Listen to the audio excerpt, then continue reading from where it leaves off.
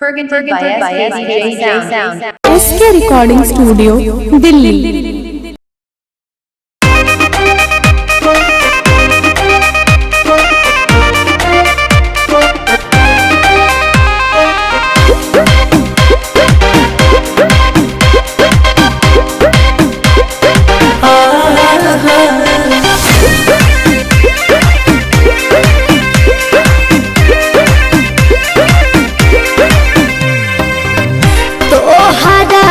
छोड़ी हो खब दूसरा के खास हो काटी के आवे लागल मड़वा के बास हो हमहू भुला दे हब तू भुला दी हो हमहू भुला दे हब तू भुला दी हो कमी कर रहे हम में जान बता दी हो जे तर दिहले रहनी दिल न बता दी हो कमी कर रहे हम में जान बता दी हो जे तर दिहले रहनी दिल न बता दी हो।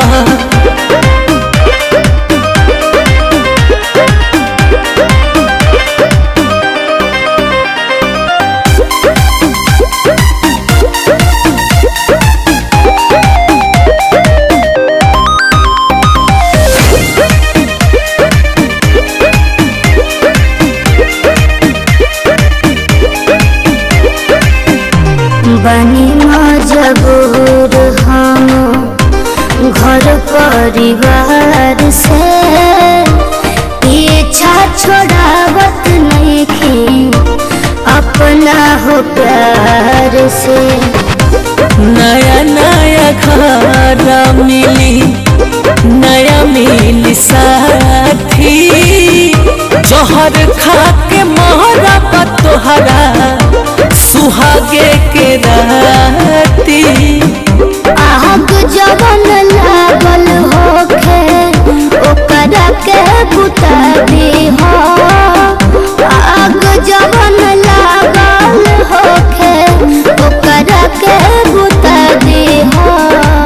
कमी कर रहे हम में जान बता दी हो जे तर दिहले रहनी दिल न बता दी हो कमी कर रहे हम में जान बता दी हो जे तर दिहले रहनी दिल न बता दी हो।